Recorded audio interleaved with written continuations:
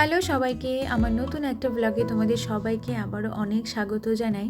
আজকে সকালটা ছিল বেশ সুন্দর, ঠান্ডা ঠান্ডা হাওয়া চলছিল, কারণ আগের দিন রাত্রেবেলায় বৃষ্টি হয়ে গেছে। পুরো ছাদটা স্যাঁতস্যাঁতে ছিল আর চারিদিকে শুধু সবুজ আর সবুজ। তো এখানে সকালবেলা আমরা দুজন মিলে একটু কোয়ালিটি টাইম স্পেন্ড করছিলাম, কারণ যখন দিল্লিতে থাকতাম তখন আমাদের লাইফস্টাইলটা একদমই আলাদা ছিল আর আমাদের সকালটা আমরা নিজেদের মতো করে কাটাতাম। কিন্তু বাড়িতে আসার পর সেরকমভাবে নিজেদের মতো সময় কাটানো হয় না, তাই আজকের সকালটা ছিল বেশ একটা দারুণ সকাল। আর আজকে তোমাদেরকে দেখাই আমাদের লাউ বাগান। লাউ বাগানে আমাদের একটাই গাছ ছিল, কিন্তু লাউ ধরেছিল অনেকগুলোই। আজকে দুটো লাউ কাটবো আর দুটো লাউই ছিল বেশ দারুণ। দিল্লিতে যে লাউগুলো খেতাম আর এখানকার আমাদের গাছে যে লাউগুলো, এটার মধ্যে কিন্তু দিন রাতের পার্থক্য আছে। আর আমাদের বাড়িতে যেসব গাছপালাগুলো লাগানো হয়েছে, যত্ন নেওয়া হয়েছে, সেগুলো কিন্তু আমার শাশুড়ি মায়ের নিজের একা হাতে লাগানো।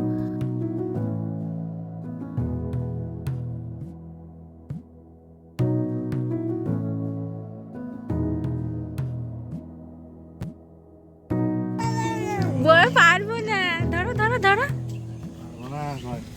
ধরো, নে ভালো তো।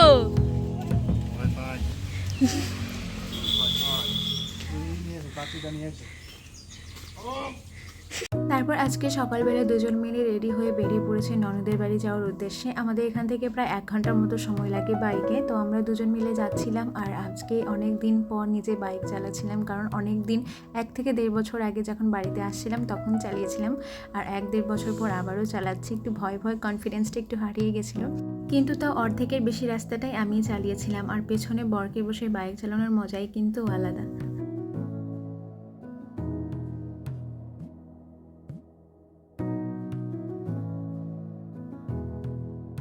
তারপর যেতে যেতে আমরা একটা জায়গায় দাঁড়িয়ে পড়ি। এখানে রুটি বানাচ্ছিল আর রাজের এটা চেনা একটা দোকান ছিল, কারণ ও এই রাস্তায় একদিন এসেছিল, তখন এনার কাছে রুটি খেয়েছিল। এটা আটার রুটি নয়, এটা ছিল মাসকলাইয়ের ডাল আর ছিল হচ্ছে চালের গুঁড়ি, এটা দিয়ে মেশানো একটা রুটি। আর এই রুটির টেস্টটা কিন্তু একদমই আলাদা ছিল। আটার রুটি খেতে যেরকম, এটা কিন্তু সেরকম একদমই নয়, কারণ এটা ছিল একটু মুচমুচে টাইপ। আর এই রুটির সাথে ভর্তাগুলোর কম্বিনেশন ছিল জাস্ট দারুণ।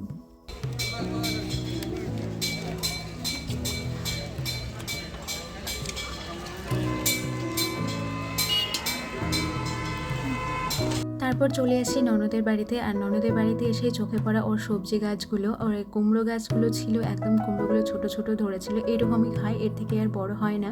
আর সচরাচর যে ধরনের সবজিগুলো আমরা বাজার থেকে কিনি সেগুলো কিন্তু ওর বাড়িতেই পাওয়া যায়, যেগুলো চিচিঙ্গা, বরবটি, এসব কিছু কিন্তু ওর বাড়িতেই আছে। তো বেশ সুন্দর লাগছিল দেখতে, কারণ চিচিঙ্গা গাছ এর আগে আমি কখনো দেখিনি, তা দেখে মনটা ভরে গেছিলো, কত সুন্দর ছোট ছোট ছিল। তারপর দেখা এখানে সিম গাছ, আর ছিল ওদের বাড়িতে একটা ওল গাছের চারা। এখানে অনেকগুলো ওল গাছের চারা হয়েছে, যেটা একদমই চুলকায় না, খেতে দারুণ। তো এখানে অনেকগুলো ছিল, ভাবছিলাম যে আমিও নিয়ে যাব আমার বাড়ির জন্য। আর ছিল ওর সুন্দর একটা অ্যালোভেরা গাছ, যেটা নষ্ট হয়ে গেছে প্রায় বৃষ্টিতে। বুঝলাই চমকা মনে পড়ছে।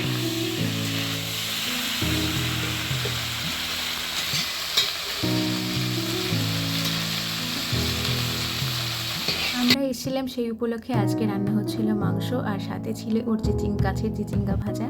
আর এই সব দিয়ে দারুণ খাওয়া দাওয়া জমেছিল। আর রাজ তো চিকেন খায় না, সেই জন্য ওর জন্য ছিল এক্সট্রাভাবে পনির, তো সেটাও আমরা টেস্ট করেছিলাম। দারুণ খাওয়া দাওয়া হয়েছিল ওদের বাড়িতে। খাওয়া দাওয়া শেষ করে চলে যায় আমার ভাগ্নি নাচের স্কুলে, আর সেখানে গিয়ে অনেকদিন পর হারমোনিয়ামে হাত দিয়েছিলাম।